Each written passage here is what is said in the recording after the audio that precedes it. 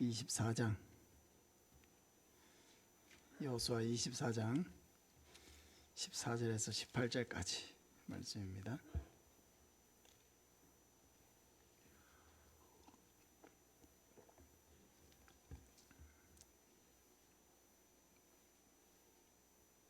여호수아 24장 14절에서 18절까지 구약성경 357쪽입니다.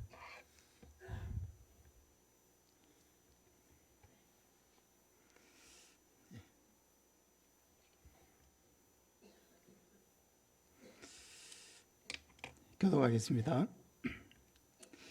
그러므로 이제는 여호와를 경외하며 온전함과 진실함으로 그를 섬기라.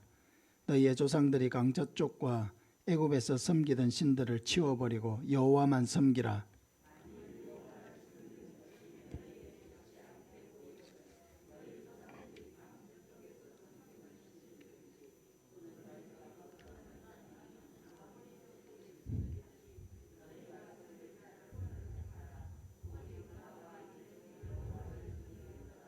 백성이 대답하여 이르되 우리가 결단코 여호와를 버리고 다른 신들을 섬기기를 하지 아니하오리니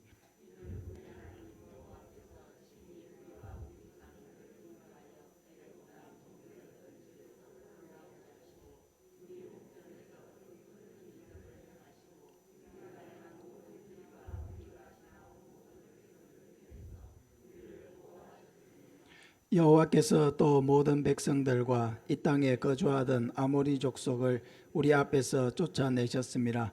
그러므로 우리도 여호와를 섬기리니 그는 우리 하나님이심이니이다 하니라. 아멘. 여호와만 섬기라 하는 제목으로 말씀을 전하겠습니다. 우리는 늘 삶의 선택을 요구받습니다. 어떤 것을 선택할 것인가 하는 문제는 항상 우리 앞에 놓여져 있습니다. 그 선택은 하나님을 택할 것이냐 아니면 하나님과 반대되는 것을 택할 것이냐, 하나님의 뜻을 따라 택할 것이냐 아니면 나의 이기적인 욕심을 따라 택할 것이냐, 항상 우리는 이 선택의 문제 앞에 놓이게 됩니다. 이러한 문제는 이스라엘의 문제이기도 했습니다. 그들은 출애굽에서 광야에서 40년을 보내고 또 하나님이 주신 약속의 땅 가나안에 들어와서 악하고 음란한 가나안 족속들을 몰아내고 하나님이 주시겠다고 약속하신 땅을 차지했습니다. 그러나 삶의 문제는 항상 죄의 본성과 연관되어 있기 때문에 늘 우리는 본능적으로 하나님의 뜻을 쫓아가기보다는 나의 이익을 쫓아가고 내 본능적인 욕구를 쫓아가고 다른 사람을 생각하기보다는 이기적인 선택을 할 확률이 훨씬 높은 것이 바로 우리의 삶입니다. 여호수아는 죽기 전에 이스라엘이 하나님을 떠나서 다른 신들을 따르게 될 것을 크게 걱정했습니다. 그러므로 여호수아의 유언은 지금 23장과 24장이 여호수아의 유언인데 이 유언은 개인적인 유언이라기보다는 공동체적인 유언입니다. 하나님이 이스라엘 백성들을 이렇게 인도하여 내셨는데 이 이스라엘 백성들이 왜 하나님만 섬겨야 하는지 여호수아는 이것을 죽기 전에 다시 한번 그 백성들에게 새겨주기를 원했습니다. 왜 이스라엘이 하나님만 섬겨야 합니까? 첫째는 하나님이 이스라엘을 택하여서 애굽 땅에서 인도하여 내셨기 때문입니다. 오늘 읽지는 않았지만 3절 4절을 보게 되면 내가 너희의 조상 아브라함을 강 저쪽에서 이끌어내어 가나안 온 땅에 두루 행하게 하고 그의 씨를 번성하게 하려고 그에게 이삭을 주었으며 이삭에게는 야곱과 에서를 주었고 에서에게는 세일산을 소유로 주었으나 야곱과 그의 자손들은 애굽으로 내려갔으므로 내가 모세와 아론을 보내었고 또 애굽에 재앙을 내렸나니 곧 내가 그들 가운데 행한 것과 같고 그 후에 너희를 인도하여 내었노라. 이스라엘이 하나님만을 섬겨야 하는 이유는 하나님이 그들을 애굽 땅 종되었던 집에서 인도하여 내셨기 때문이라고 말씀하고 있습니다. 이스라엘은 애굽 땅에서 430년을 보내었습니다. 처음 얼마간은 요셉이 살아있을 동안에, 요셉이 애굽의 총리로 있을 동안에는 평안이 있었지만 요셉이 죽은 후에 새로운, 요셉을 알지 못하는 새로운 왕이 세워져서 집권하게 되면서 이스라엘 백성들은 노예로 전락하게 되었습니다. 그래서 그들은 날마다 애굽 땅에서 그 큰 이집트에 있는 건축물들을 건축하는 데 동원되었습니다. 날마다 고통 가운데 있었고, 그들은 날마다 채찍을 맞았고, 날마다 말할 수 없는 어려움 속에 있었습니다. 그런 중에 하나님께서 아브라함과 이삭과 야곱에게 약속하신 그 언약을 기억하시고 그 백성을 이끌어 가나안으로 데려가기를 원하시는 하나님의 계획을 모세를 통해 보여주셨습니다. 출애굽기 3장 7절 이하에 보면 여호와께서 이르시되 내가 애굽에 있는 내 백성의 고통을 분명히 보고 그들이 그들의 감독자로 말미암아 부르짖음을 듣고 그 근심을 알고 내가 내려가서 그들을 애굽인의 손에서 건져내고 그들을 그 땅에서 인도하여 아름답고 광대한 땅, 젖과 꿀이 흐르는 땅, 곧 가나안 족속, 헷 족속, 아모리 족속, 브리스 족속, 히위 족속, 여부스 족속의 지방에 데려가려 하노라. 사랑하는 여러분, 아브라함과 이삭과 야곱을 택하시고 그들에게 친히 오셔서 언약을 맺으신 분이 누구십니까? 하나님이시죠. 이스라엘을 자기 백성으로 삼으신 분이 누구십니까? 하나님이시죠. 그들이 애굽에서 고통받고 있을 때에 모세를 보내어서 그들을 애굽 땅에서 인도하여 내신 분이 누구십니까? 하나님이시죠. 그러므로 이스라엘에게 있어서 하나님은 창조주이시고 이스라엘의 구원자이시고 이스라엘에게 삶의 소망을 주시는 하나님이십니다.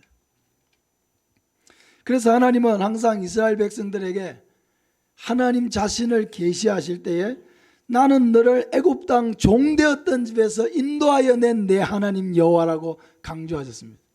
그리고 이스라엘 백성들에게도 내가 너희를 애굽 땅 종되었던 집에서 인도하여 낸 것을 기억하라고 하셨어요. 신명기 5장 15절에 너는 기억하라. 네가 애굽 땅에서 종이 되었더니 내 하나님 여호와가 강한 손과 편팔로 거기서 너를 인도하여 내었나니 그러므로 내 하나님 여호와가 내게 명령하여 안식일을 지키라 하느니라. 신명기 15장 15절에도 너는 애굽 땅에서 종되었던 것과 내 하나님 여호와께서 너를 속량하셨음을 기억하라. 그것으로 말미암아 내가 오늘 이같이 내게 명령하노라. 하나님이 이스라엘 백성들에게 명령하실 수 있는 당위성이 어디에 있느냐? 하나님이 그 백성을 애굽 땅 종되었던 데서 인도하여 내신 구원자이기 때문이라는 것이죠. 신명기 24장 22절에도 너는 애굽 땅에서 종되었던 것을 기억하라. 이러므로 내가 내게 이 일을 행하라 명령하노라. 하나님께서 우리에게 무엇을 명령하시고 우리에게 순종을 요구하시는 것은 하나님이 우리를 사랑하시고 우리의 생명의 구원자가 되시기 때문입니다. 우리 생명을 구원하신 우리 생명의 주인이 되시기 때문입니다. 그래서 우리는 항상 이것을 기억해야 합니다. 이 하나님께서 이스라엘 백성들을 애굽 땅 종되었던 집에서 인도하여 내신 것은 하나님이 예수 그리스도를 통해서 우리를 죄에서 구원하신 것과 같습니다. 성경 속에는 이러한 유비를 가지고 끊임없이 우리에게 말씀하고 있습니다. 우리는 구원받기 전에 죄악 가운데 있었고 사탄의 종노릇 가운데 있었고 그래서 사탄에게 유린이 당하고 악한 영에게 이끄는 대로 살 수밖에 없었습니다. 우리는 죄로 말미암아 하나님의 진노 아래 있었습니다. 영원한 지옥의 형벌이 우리 모두를 기다리고 있었습니다. 우리에게는 영원한 생명이 없었습니다. 하나님의 사랑을 알지 못했습니다. 공허함이 우리의 마음속에 있었고 두려움 속에서 우리는 방황했습니다. 정말로 안식을 찾고자 했지만 안식을 찾을 수 없었습니다. 만족한 삶을 찾고자 했지만 만족을 얻지 못했습니다. 하나님은 바로 그런 우리를 죄악에 얽매여 살아가고 있고 사탄의 종노릇하고 있는 우리를 예수 그리스도를 통해서 우리를 구원하셨습니다. 그래서 우리의 모든 죄를 해결하시고 하나님과의 관계를 다시 회복해 주셨습니다. 하나님을 아버지라고 부르게 하셨고 이 땅에서도 하나님의 생명을 공급받고 하나님이 주시는 위로와 안식과 힘과 능력을 얻어서 살게 하셨습니다. 그러므로 하나님은 우리를 위해 예수 그리스도를 대신 십자가에 내어주셔서 우리를 대신해서 고통을 당하게 하시고, 우리가 당해야 되는 모욕과 수치를 당하게 하시고, 우리를 대신해서 모든 그 하나님의 진노를 예수님이 대신 당하게 하심으로 우리에게 하나님의 그 완전한 사랑을 입혀주셨습니다. 요한일서 4장 10절에 사랑은 여기 있으니 우리가 하나님을 사랑한 것이 아니요 하나님이 우리를 사랑하사 우리 죄를 속하기 위하여 화목제물로 그 아들을 보내셨음이라고 말씀하고 있습니다. 그러므로 이제 우리는 우리의 삶의 주인이 내가 아니라 하나님이시라는 것을 우리는 기억해야 합니다. 고린도전서 6장 19절에 너희 몸은 너희가 하나님께로부터 받은 바 너희 가운데 계신 성령의 전인 줄 알지 못하느냐. 너희는 너희 자신의 것이 아니라 값으로 산 것이 되었으니 그런즉 너희 몸으로 하나님께 영광을 돌리라고 말씀하고 있습니다. 우리 한번 따라하겠습니다. 우리는 우리의 것이 아니라 하나님의 것입니다. 하나님의 것이. 내 인생의 소유권이 나에게 있지 않다는 것입니다. 우리는 우리의 생명을 스스로 끊을 권리도 없습니다. 이것은 내 것이 아니고 하나님의 것이기 때문입니다. 우리는 하나님의 것이기 때문에 악한 영이 우리를 지배할 수 없습니다. 우리는 하나님의 것이기 때문입니다. 사랑하는 여러분, 예수님이 나의 죄를 대신해서 십자가에서 죽으신 것을 믿습니까? 예수님이 나의 구원자이신 것을 믿습니까? 그러면 우리는 하나님의 자녀이고 우리의 모든 육신과 우리의 삶과 우리의 영혼은 하나님의 것이라는 것을 믿으시길 바랍니다. 하나님께 속한 거예요. 내 생명도 하나님의 것이고 나의 모든 삶이 하나님의 것입니다. 그러므로 이제 우리는 우리 자신을 위해 살지 아니하고 오직 우리를 택해서 자기 백성으로 삼으신 하나님만을 섬기는 그러한 백성이 되어야 할 줄로 믿습니다. 두 번째로 우리가 하나님을 섬겨야 하는 이유는 하나님이 우리의 보호자가 되시기 때문입니다. 11절 12절을 보면 너희가 요단을 건너 여리고에 이른즉 여리고 주민들 곧 아모리 족속과 브리스 족속과 가나안 족속과 헷 족속과 기르가스 족속과 히위 족속과 여부스 족속이 너희와 싸우기로 내가 그들을 너희의 손에 넘겨주었으며 내가 왕벌을 너희 앞에 보내어 그 아모리 족속의 두 왕을 너희 앞에서 쫓아내게 하였나니 너희의 칼이나 너희의 활로서 이렇게 한 것이 아니며.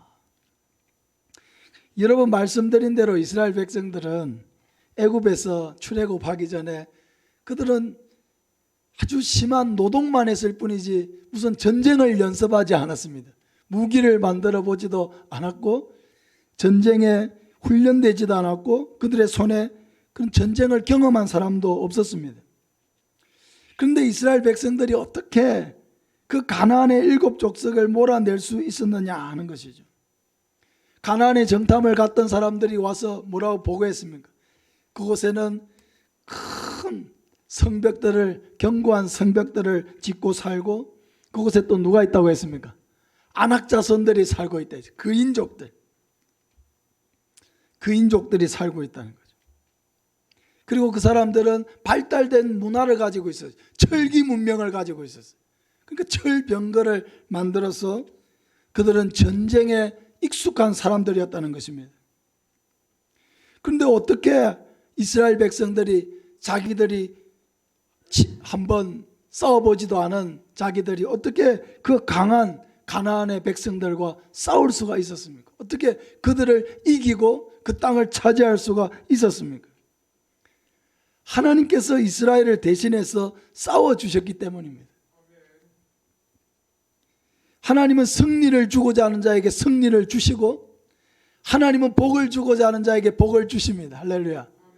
하나님은 온 세상의 주인이시기 때문에 하나님이 하시는 일을 누가 막을 수가 없는 거예요. 하나님이 요단 동편의 헤스본 왕 시온과 바산 왕 옥을 어떻게 몰아내셨다고 12절에 말하고 있습니까? 하나님이 왕벌을 보내어서 그 아모리 족속의 두 왕을 몰아내셨다고 말씀하고 있습니다. 그리고 하나님께서 이스라엘 백성들에게 분명하게 말씀하십니다. 너희의 칼이나 활로서 이같이 한 것이 아니다.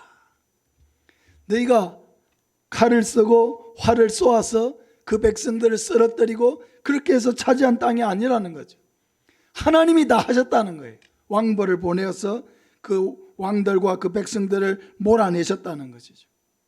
싸우지 않고 그 땅을 차지하게 하셨다는 것입니다. 사랑하는 여러분, 우리가 이 땅을 사는 동안에도 우리에게는 많은 육신의 싸움이 있습니다. 먹고 살아야 하는 이 육신의 싸움이 있습니다. 그리고 많은 영적인 싸움도 있습니다. 그러나 우리는 이 싸움들을 이겨나갈 수 있다고 확신할 수 있습니다. 그 확신이 어디서 오느냐?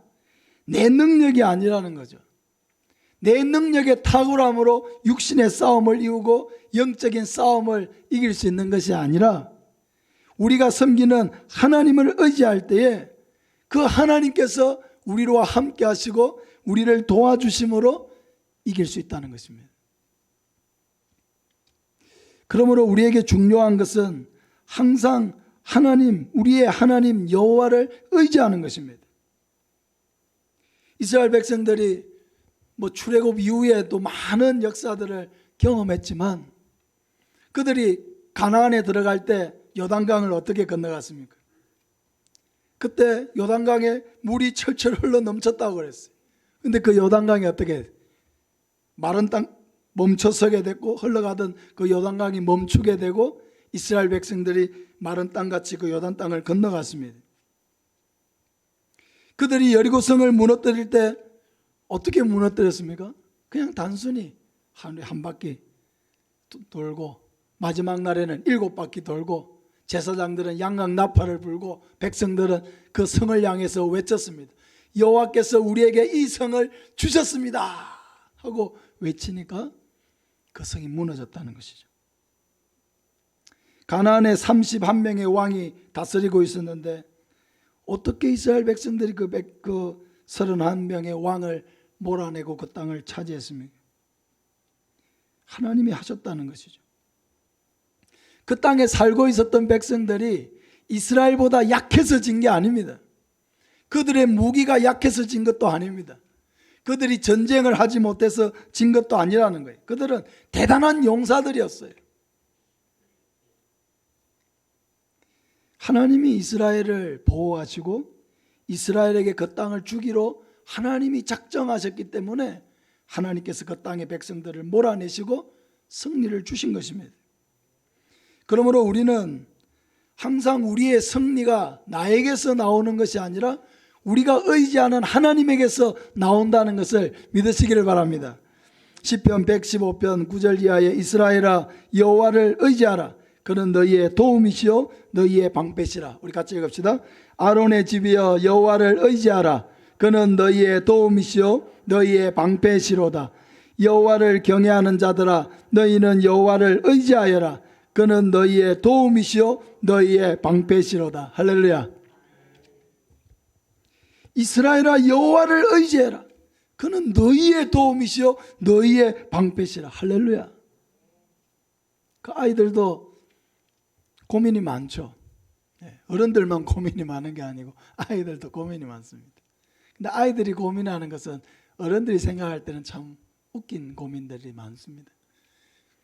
그냥 자기의 고민을 엄마나 아빠에게 털어놓기만 하면은 언제든지 해결될 수 있는 그런 고민들을 가지고 살고 있습니다. 말만 하면 되는 거예요. 입을 벌려야 되는 거예요. 우리가 어떤 고민을 가지고 있을 때 항상 하나님 앞에 나와서 엎드려야 합니다. 기도해야 돼요. 하나님의 얼굴을 구해야 돼요. 기도가 어디에서 나와요? 믿음에서 나오는 거예요. 하나님이 나의 도움이시요 나의 방패시라고 하시는 그 말씀에 의지해서 그 믿음이 우리로 하여금 기도의 자리로 이끄는 것입니다. 신앙생활을 하면서도 제일 어리석은 사람이 누구냐? 기도할 줄을 모르는 사람이에요. 자기에게 어려움을 만났는데도 기도할 줄을 몰라요. 어려움을 닥쳤는데도 하나님을 의지할 줄 몰라요. 자꾸 인간적인 생각, 자기 방법, 그것만 가지고 문제를 해결해 보려고 동분서주합니다.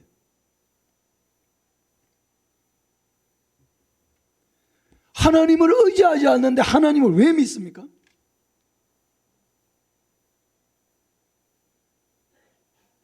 기도해야 될 시간에 기도를 안 하는 거예요. 자기에게 어려움이 많고 문제가 많으면 하나님 앞에 나와서 기도해야 되잖아요. 자기의 문제가 산더미처럼 등에 짊어지고 살아가면서도 하나님 앞에 나와서 기도하지 않는 거예요. 그거는 뭐냐면요, 믿음이 없는 거예요.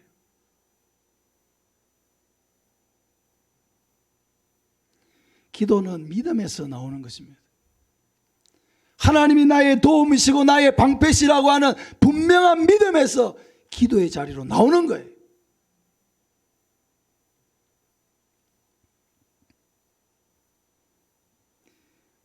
창세기 14장에 보면 아브라함이 조카 롯을 구한 사건이 기록되어 있습니다. 조카 롯이 소돔에 살고 있을 때 엘람 그돌 라오멜과 동맹한 자들이 이 소돔에 있던 롯과 그의 모든 가족들 또 모든 재산을 다 빼앗아 갔습니다. 아브라함이 그래서 그 소식을 듣고 자기 집에서 길리운 훈련한 그런 318명의 종들을 데리고 가서 그들을 그 롯과 그 모든 것을 다 되찾아 돌아왔습니다. 근데 아브라함의 마음속에 두려움도 있었어요. 왜? 그래 봐야 아브라함은 소수예요. 그 가나안 지역에서 여러 왕들이 동맹을 맺고 전열을 가다듬어서 다시 아브라함을 공격해 올 수도 있는 그런 상황이었습니다. 그러니까 인간적으로 아브라함의 마음속에 두려움이 생겼던 것이죠. 그런데 하나님께서 아브라함에게 뭐라고 하십니까? 창세기 15장 1절에 이후에라는 것은 바로 아브라함이 자기 종들을 데리고 가서 롯과 그 모든 것을 되찾아온 후에 그 말입니다. 여호와의 말씀이 환상 중에 아브라함에게 임하여 이르시되 아브라함아 두려워하지 말라. 나는 내 방패요 너의 지극히 큰 상급이니라. 하나님은 우리 마음속에 있는 두려움을 알고 계세요. 우리 안에 있는 문제들을 알고 계세요. 그 고민을 알고 계세요. 근데 하나님이 우리에게 구하시는 게 있어요. 기도하는 거예요. 어려울 때 하나님을 찾는 거예요. 산더미처럼 나에게 와서 그것을 짐을 내려놓고 하나님이 문제 좀 해결 안 해주실 거예요 하고, 언제까지 내 혼자 이 짐을 질고 가게 만드십니까? 자기 그 무거운 짐을 하나님 앞에 와서 내려놓고, 무거운 짐이 내 머리에 가득한데 그 하나님 앞에 쏟아놓고, 하나님 그렇게 하기를 원하시는 거예요. 기도는요, 믿음의 행위예요. 믿음에서 기도가 나오는 것입니다.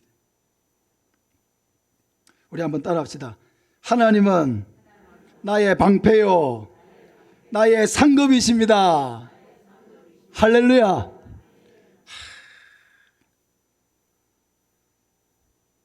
그래서 저도 새벽기도 하다 보면은 별 걱정할 일이 아닌데도 걱정이 막 몰려올 때도 있어요. 악한 영이요.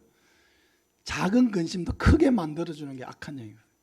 조그만 문제도 큰 문제인 것처럼 생각하게 만들고, 그게 악한 영이 생각으로 우리를 공격하는 방식이거든요.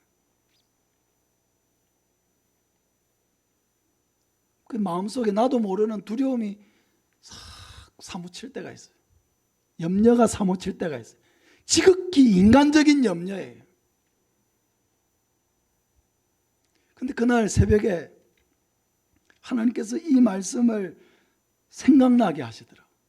아브라함아 두려워하지 말라. 나는 너의 방패요 너의 지극히 큰 상급이니라. 동현아 나는 너의 방패요 너의 지극히 큰 상급이니라. 아멘. 하나님의 말씀이 오면 정신이 번쩍 들어요. 하나님이 내 아버지인데 내가 왜 이런 것 가지고 걱정하고 있지? 어리석잖아요. 하나님이 천지의 창조주시라고 우리는 믿고 있습니다. 우리의 생명의 주관자이심을 믿고 있습니다. 사람을 천국에 보내기도 하시고 지옥에 보내기도 하시는 분이 하나님이시라는 것을 우리는 믿고 있습니다. 근데 여러분, 우리가 걱정하는 문제들을 한번 생각해 보세요. 과연 하나님이 내가 가지고 있는 그 고민들, 문제들을 해결해 줄 수 없는 분이기 때문에 그 염려와 걱정을 안고 사는 것입니까?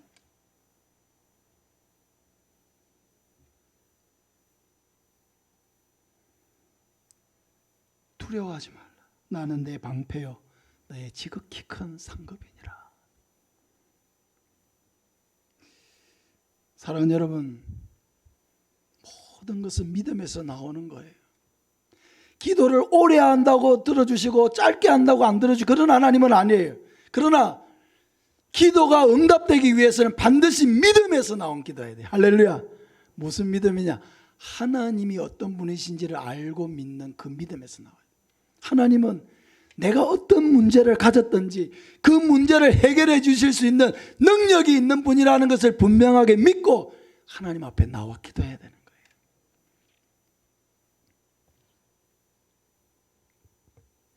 마지막으로 우리는 하나님만 섬기기 위해서는 모든 우상을 버려야 합니다. 14절 15절에 보면은 그러므로 이제는 여호와를 경외하며 온전함과 진실함으로 그를 섬기라. 너희의 조상들인 강 저쪽과 애굽에서 섬기는 신들을 치워버리고 여호와만 섬기라. 만일 여호와를 섬기는 것이 너희에게 좋지 않게 보이거든 너희 조상들이 강 저쪽에서 섬기던 신들이든지 또는 너희가 거주하는 땅에 있는 아모리 족속의 신들이든지 너희가 섬길 자를 오늘 택하라. 오직 나와 내 집은 여호와를 섬기겠노라. 여호수아는 백성들에게 결단을 요구했습니다.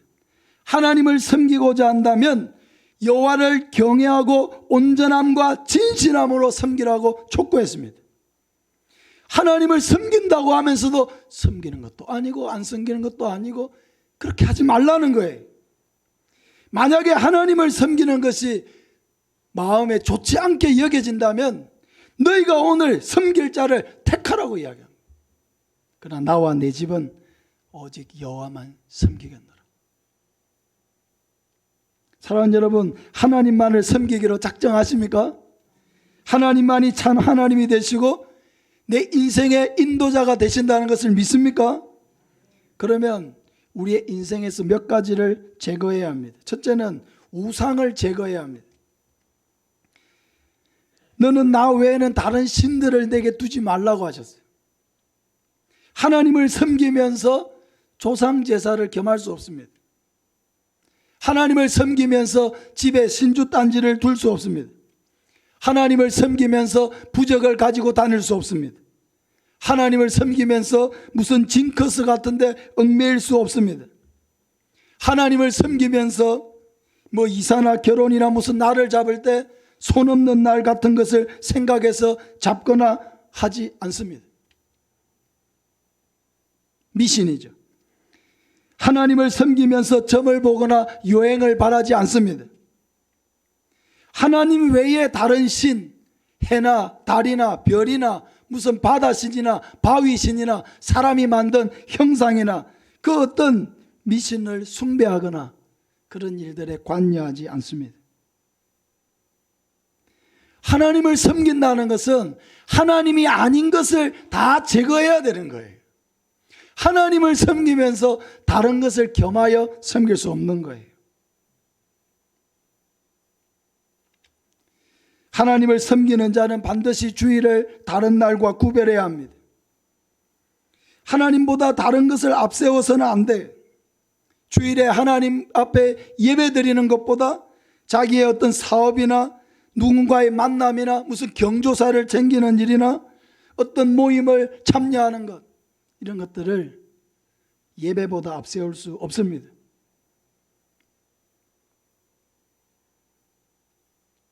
11조 예물을 드릴 때 하나님 앞에 그 하나님이 주신 것에서 11조를 먼저 드리고 써야 되는 거지. 필요한 대로 먼저 쓰고 11조를 드리겠다고 하면은 11조를 드리지 못해요. 우리 생활 항상 내가 원하는 만큼 없잖아요. 재정의 우선순위가 바뀌면 바로 거기에서 우리는 하나님이 우리의 인생의 우선순위에서 밀려나게 되는 것입니다. 재정의 우선순위가 바로 서야 하나님께서 복을 주시는 것입니다. 또한 우리는 모든 삶에서 죄악을 제거해야 합니다. 하나님을 섬기는 자는 죄에 민감함을 가져야 돼요. 죄를 제거하는 방법은 죄를 짓지 않는 것일 수도 있지만 죄를 지었을 때 즉시 회개해야 합니다. 회개할 때 우리는 예수님의 죽으심을 통해서 용서를 받을 수 있습니다. 자기의 삶에서 명백한 죄가 있을 때 우리는 자신의 죄를 하나님 앞에 있는 그대로 고백하고 용서를 구해야 합니다. 그 죄를 반복하지 않도록 성령님의 도우심을 구해야 합니다. 하나님께서 우리의 모든 죄를 예수님의 피로 씻어주시고 우리의 마음과 생각을 정결하게 해주시고 새롭게 해주시기를 간구해야 합니다. 회개하지 않는 죄가 우리 마음속에 있을 때 하나님의 은혜가 막혀요. 말씀이 선포되어도 은혜 받지 못합니다. 죄가 우리 안에 회개되지 않은 채로 있을 때는 은혜가 막혀요. 회개하지 않은 죄가 있을 때는 악한 영이 틈타게 됩니다. 우리의 영이 어두워지고 하나님의 음성이 들리지 않습니다. 회개하지 않는 죄가 있을 때는 하나님이 우리의 기도에 응답하지 않습니다. 그래서 우리는 우리 자신의 죄에 대한 분명한 인식이 있을 때, 내 안에 해결받지 못한 죄의 문제가 내 안에 있을 때 하나님 앞에 그걸 내어놓아야 돼요. 입술로 고백해야 돼요.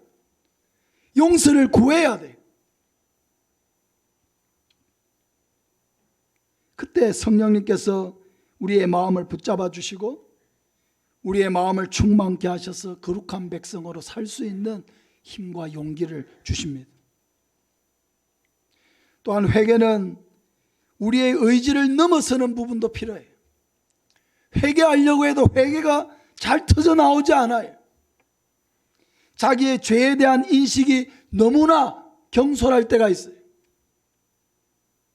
하나님은 우리 죄를 이만큼 생각하시는데 자기는 아주 작은 죄처럼 취급하고 넘어가기도 하는 거예요.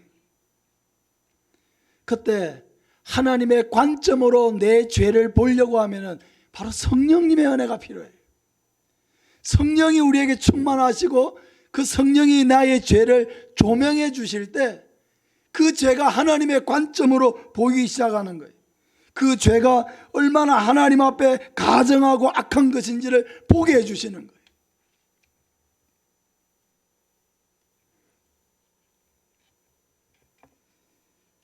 우리는 죄의 실상을 알지 못하면 이 죄에 대한 하나님의 진노가 얼마나 큰지를 깨닫지 못합니다.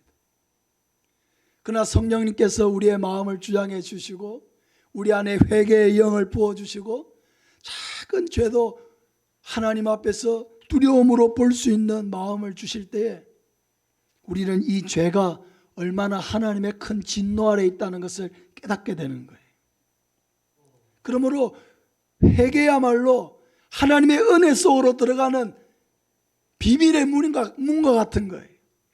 회개가 없이는 결코 하나님의 은혜 속으로 들어갈 수 없습니다. 사도행전 2장 38절에 베드로가 이르되 너희가 회개하여 각각 예수 그리스도의 이름으로 세례를 받고 죄 사함을 받으라. 그리하면 성령의 선물을 받으리니. 너희가 회개하여 각각 예수 그리스도의 이름으로 세례를 받고 죄 사함을 받으라 그랬어요. 하나님은 은혜 주시는 자에게 반드시 회개의 은혜를 먼저 주십니다. 회개가 먼저 내 입술에서 터져야 은혜의 샘이 터지는 거예요. 사랑하는 여러분, 성령으로 충만하여 회개의 은혜가 있기를 바랍니다. 우리가 회개할 때 우리는 하나님 앞에 바로 설 수 있고 하나님과의 관계를 바로 맺을 수 있고 하나님의 음성을 들을 수가 있고 하나님이 주시는 은혜에 참여할 수가 있는 것입니다. 하나님을 섬기는 백성은 행복한 사람입니다. 신명기 33장 29절 우리 같이 한번 읽겠습니다.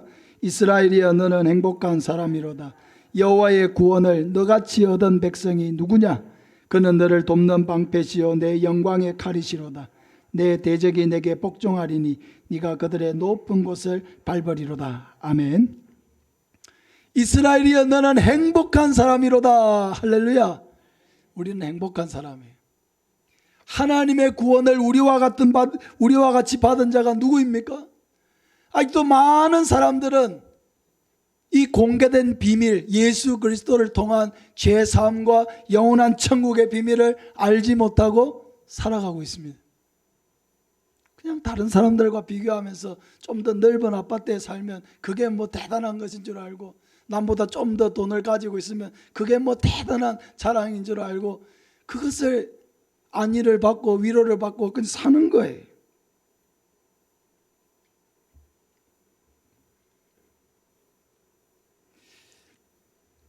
그건 진정한 의미에서 행복한 것이 아닙니다. 행복은 하나님 안으로 들어와야 비로소 행복이라는 것을 맛볼 수가 있는 것입니다. 하나님의 은혜 안으로 들어와야 거기에는 만족이 있고 위로가 있는 거예요.